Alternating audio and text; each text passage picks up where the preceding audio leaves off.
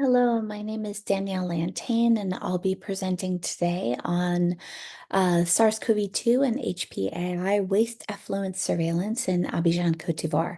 I'm presenting as part of a large team as part of the USAID Stop Spillover project.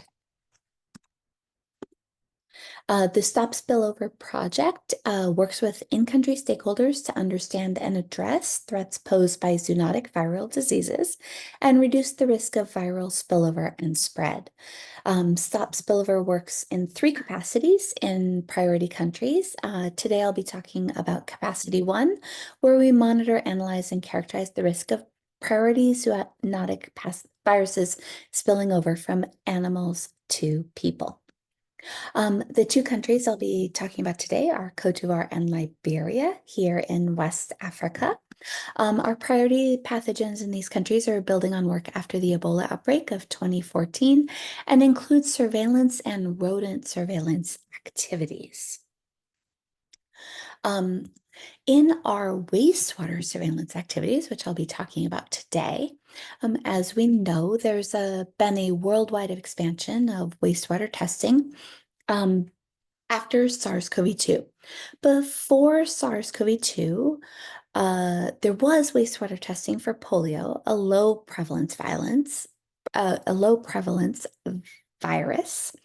However, SARS-CoV-2 is a high prevalence virus, and there was an expansion of testing for that during the recent outbreak. This testing was mostly done in sewer systems, in sampling with automatic samplers, where a small sample is collected every few moments and a composite sample is generated and tested. Now, the limitations of this testing are massive. There's little testing outside any sewer networks, and papers in LMIC where there's essentially rivers that are sewers. And there's very little to no testing in sludge, such as in latrines or fecal sludge. And there's emerging research on how to test fecal sludge or latrines for viruses, but that's ongoing. This is a graph many of us are familiar with of RNA signal of our SARS-CoV-2.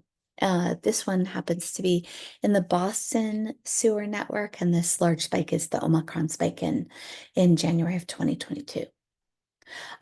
However, by definition, spillover risk is not highest in areas with sewage system.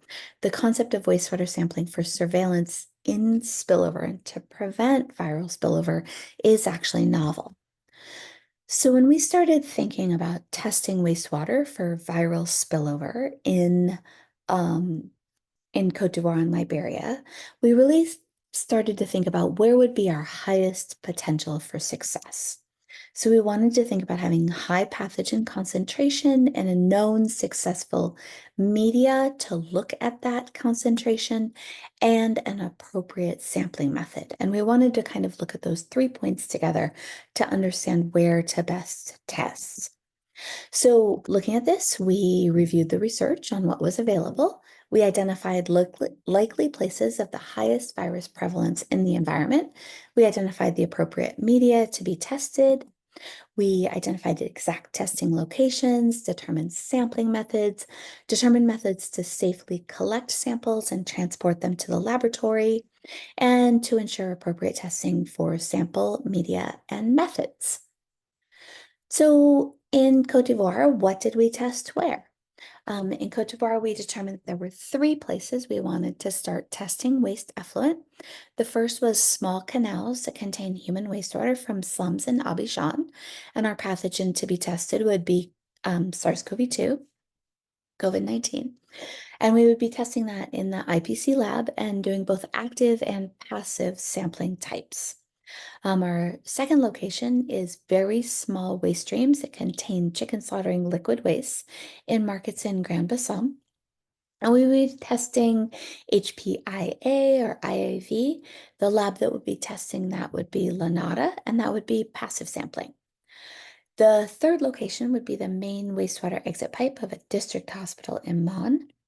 And we would be testing that for Lhasa, and we're still determining which lab will do that testing, and we would be doing a passive sampling type. So going through the sites, the SARS-CoV-2 testing location was in these waste streams from slums and urban areas of Abidjan. And so here's the waste stream. Here's sampling it with active bucket collection method.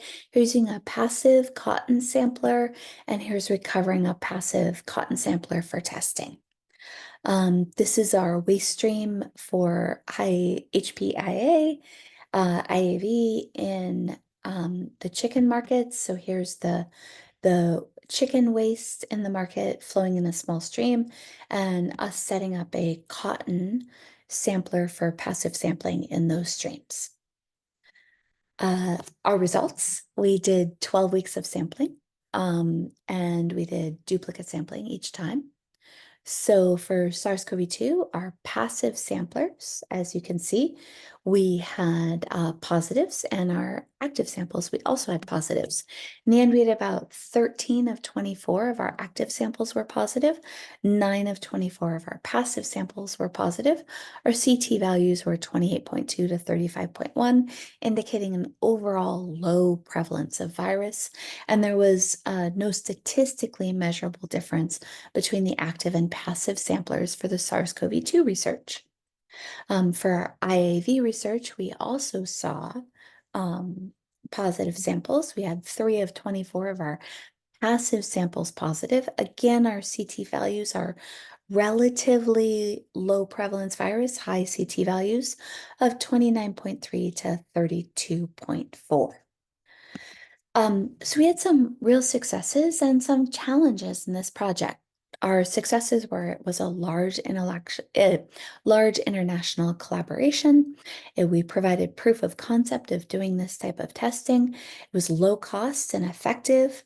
And we continued to develop methods to democratize access to wastewater sampling. The challenges were that laboratory supplies and PPE needed to be imported into Côte d'Ivoire. We needed more training and supplies for quantitative PCR results and sequencing, which have not yet been completed. So what did we do? We showed that the proof of concept of this worked. We can sample intermittent waste effluent streams in low and middle income countries and emergencies for low prevalence viruses in the environment. And so what's next with our work? It's publication. We need to sequence our samples. We need to test additional pathogens, particularly our spillover pathogens. For example, Lassa in hospitals in both Côte d'Ivoire and Liberia. That Liberia testing is ongoing right now, and we need to disseminate and build upon our results. So to summarize, there's a need to extend the benefits of wastewater surveillance to areas without safely managed sanitation. We did develop methods to test waste effluent streams in Côte d'Ivoire, and we successfully used these methods to identify human and non-human animal-derived pathogens. Waste effluent surveillance is a promising technology for expanding the benefits of wastewater surveillance to LMIC and humanitarian contexts. We think there's benefits of moving forward with this in the future. We have a large consortium of partners working on this, listed here. And we'd like to note that this presentation was made possible by the generous support of United States Agency for International Development. We'd like to say thank you, and if you have any questions, I'd be happy to take them.